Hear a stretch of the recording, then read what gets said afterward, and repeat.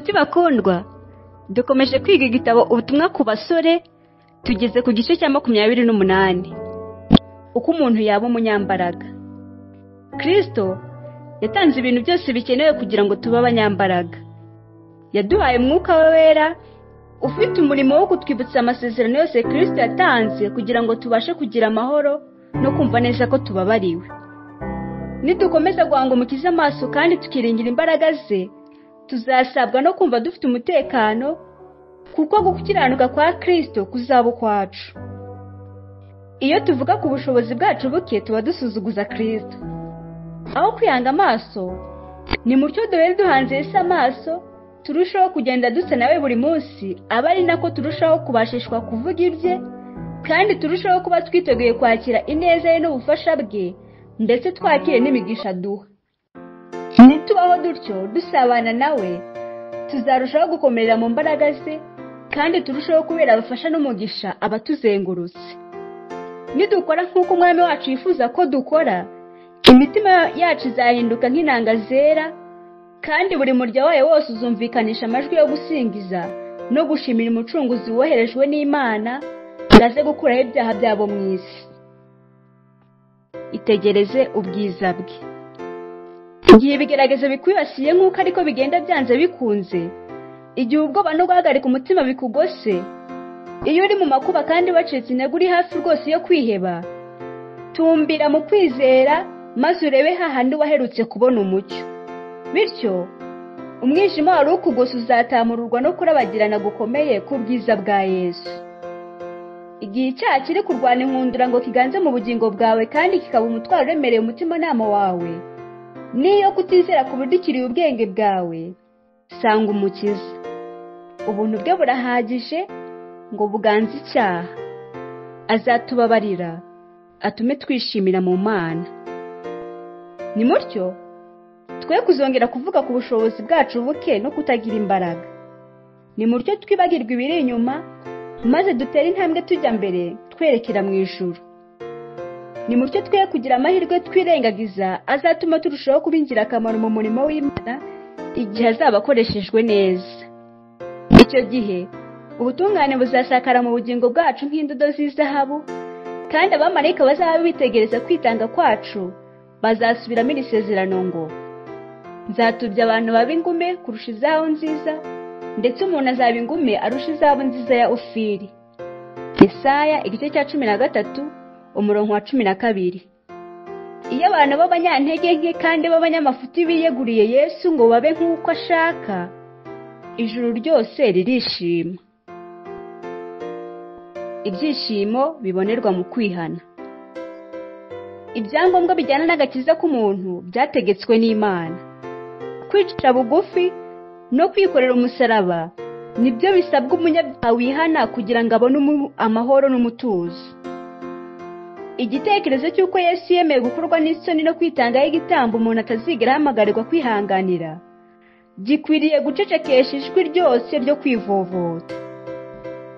Ibyishimo bihebuje ibindi bigera ku muntu binyuze mu kwihana imbere y'Imana kwe, abikuye ku mutima bitewe n'uko yishe amategeko y'Imana, kandi binatewe n'uko yizeye Yesu Kristo, umucunguzi n'umuvugizi w'abanyabyaha.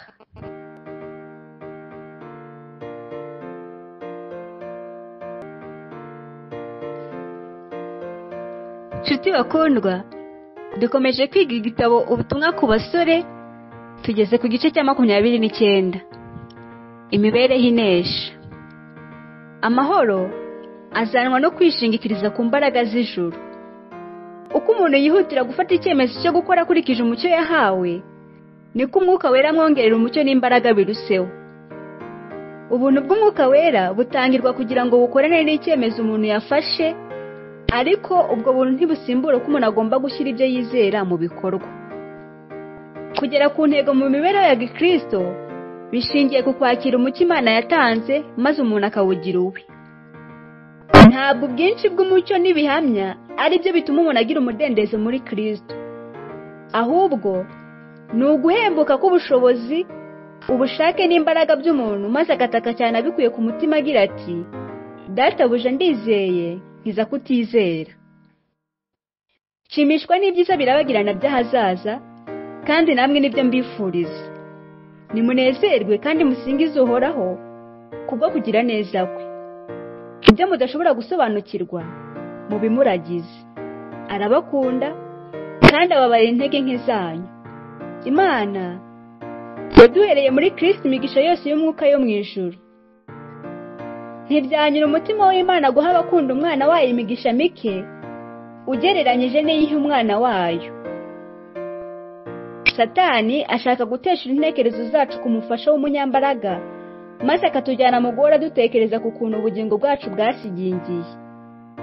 Ariko nubwo Yesu abona icyaha cyakozwe kera, atanga imbabazi, kandi ntidukwiriye kumusuzugura dushidikanya urukundo rwe. Kumva dufite igishinja cy'icyaha bigomba gushyirwa munsi y'umusaraba, nibitaba bityo bizahumanya amasoko y'ubugingo. Satani nakoherereza ibikangisho bye uzabitera umugongo, maze ukomeresha umutima wawe amasezerano Imana yatanze. Igicu kikugose ubwacyo gishobora kuba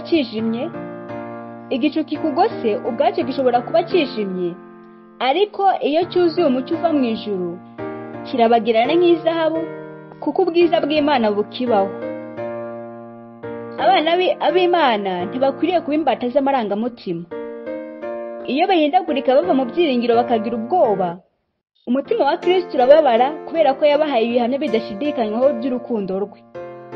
Ashaka ko bakora umurimo yabahaye, bityo imitima yabo izahinduka nk'inanga zera ziri mu biganza bye, kandi umurya wazo wose uzasohora amajwi yo gusingiza no gushima uwoherejwe n'Imana ngo aze gukuraho ibyaha by'abari mu isi.